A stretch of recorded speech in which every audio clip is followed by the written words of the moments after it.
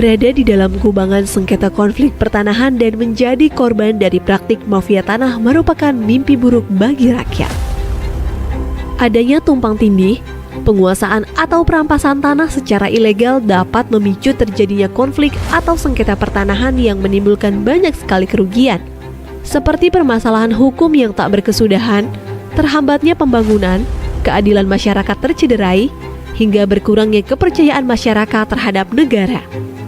Karena itulah, Presiden mengamanatkan kepada Menteri ATR Kepala BPN dan Wakil Menteri ATR Wakil Kepala BPN untuk melakukan percepatan penyelesaian sengketa konflik pertanahan dan pemberantasan mafia tanah. Kolaborasi 4 pilar menjadi kunci dalam menyelesaikan persoalan pertanahan. Alhamdulillah, berkat sinergi yang baik dengan semua pihak, sengketa dan konflik pertanahan yang telah berlangsung selama puluhan tahun, satu persatu dapat kita urai. Seperti masalah suku anak dalam, SAD 113 di Provinsi Jambi yang berkonflik dengan sebuah perusahaan selama 35 tahun lamanya. Akhirnya kita dapat memberi kepastian hukum. Permasalahan tanah ex-HGU di Kabupaten Minahasa Selatan dan di Kabupaten Pemalang.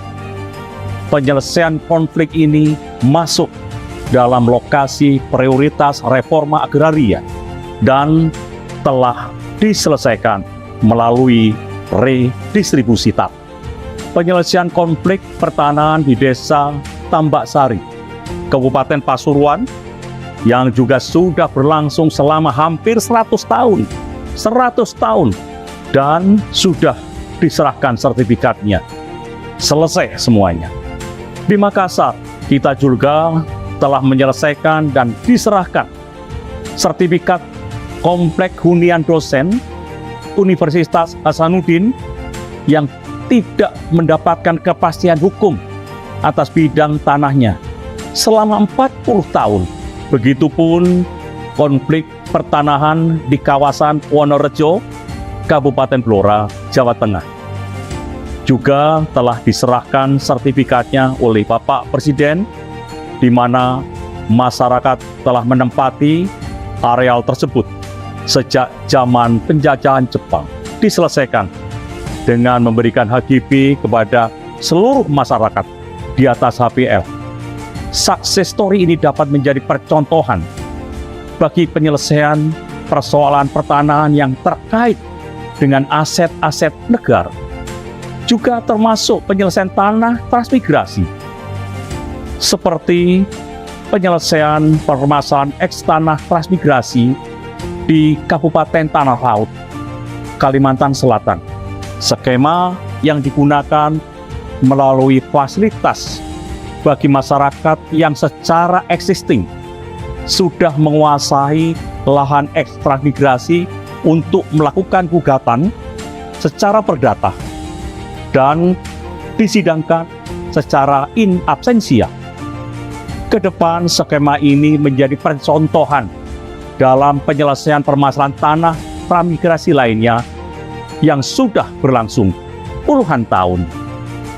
Dan disampaikan oleh Pak Menteri, selain mengedepankan kerjasama dengan 4 pilar untuk penyelesaian sengketa konflik pertanahan, kami juga melakukan koordinasi dan kolaborasi dengan sejumlah civil society organizations, akademisi, dan masyarakat terkait dalam menyelesaikan persoalan pertanahan. Kami juga pastikan melalui program reforma agraria, negara hadir untuk mengurai dan menyelesaikan konflik pertanahan di tengah-tengah masyarakat. Benang kusut pemberantasan mafia tanah dalam 1 tahun terakhir sudah mulai terurai. Pada bulan Maret lalu, di Provinsi Kalimantan Tengah telah berhasil melimpahkan kasus pidana mafia tanah ke Kejaksaan. Tentu kasus Kalimantan Tengah bukan satu-satunya, tetapi kasus lain di 39 tempat juga telah dilimpahkan ke Kejaksaan, seperti di DKI Jakarta, Jawa Timur, Sulawesi Selatan, Banten, serta provinsi yang lain. Selama tahun 2022 hingga awal tahun 2023, upaya pemberantasan mafia tanah oleh Kementerian ATR BPN telah menyelamatkan tanah seluas 6,7 juta meter persegi, yang nilainya setara dengan kurang lebih 1,08 triliun rupiah. Keberadaan mafia tanah memang sangat meresahkan bagi masyarakat. Kami pun tidak tinggal diam. Kementerian ATR BPN terus berupaya untuk menutup ruang gerak bagi mafia tanah melalui perbaikan pelayanan pertanahan secara elektronik. Saat ini sudah ada 4 layanan elektronik di kantor-kantor pertanahan yang dapat dinikmati oleh masyarakat. Responnya pun cukup bagus karena pelayanannya jadi lebih cepat, transparan, objektif, efisien, dan profesional. Oleh karena itu, ke depan kami pastikan seluruh layanan pertanahan dilakukan secara elektronik. Dengan begitu, mafia tanah tidak bisa main-main lagi. Kalau nanti masyarakat masih menemukan ada mafia tanah, mari sama-sama kita gebuk. Keluhan, aduan, saran, kritik yang disampaikan masyarakat merupakan hal yang sangat penting dan mendukung peningkatan kinerja kementerian. Di awal menjabat, layanan pengaduan yang ada pada saat itu belum cukup responsif. Oleh karena itu, dibukalah layanan hotline pengaduan berbasis WhatsApp yang lebih mudah dijangkau oleh masyarakat.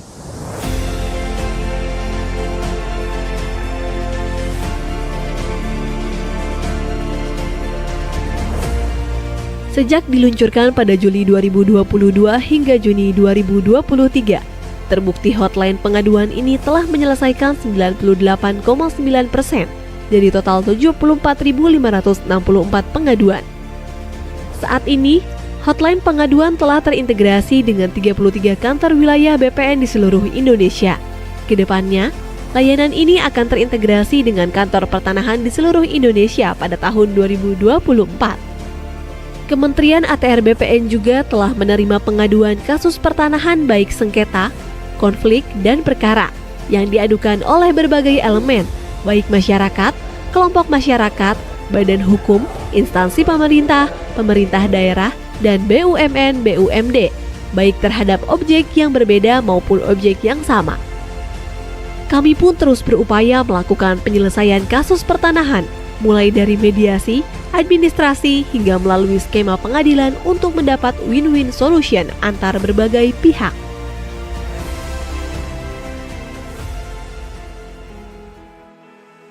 Kementerian ATR BPN sebagai badan publik berkewajiban memenuhi dan melindungi hak atas informasi masyarakat yang berkaitan dengan pertanahan dan tata ruang.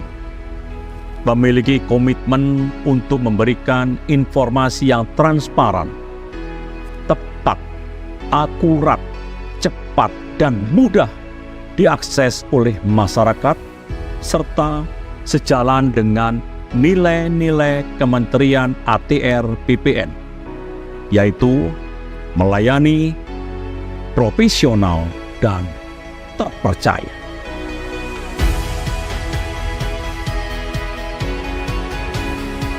Kerja keras seluruh jajaran Kementerian ATR BPN mendapat sejumlah penghargaan, seperti capaian opini WTP 10 kali berturut-turut dari Kementerian Keuangan dan BPKRI, unit penyelenggara terbaik dalam penyediaan sarana dan prasarana rumah kelompok rentan dari Kemenpan RB, keterbukaan informasi publik sebagai badan publik informatif dari Komisi Informasi Pusat, 5 instansi pemerintah umum terbaik untuk kategori aspek keberlanjutan, konektivitas, dan dampak terbaik pada kompetisi pengelolaan pengaduan pelayanan publik keempat.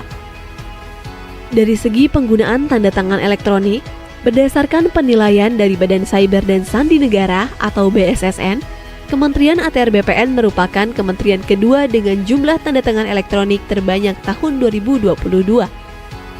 Tanda tangan elektronik bukan hanya memudahkan dan mendukung efisiensi, tapi juga menghadirkan kepastian hukum yang setara dengan tanda tangan basah.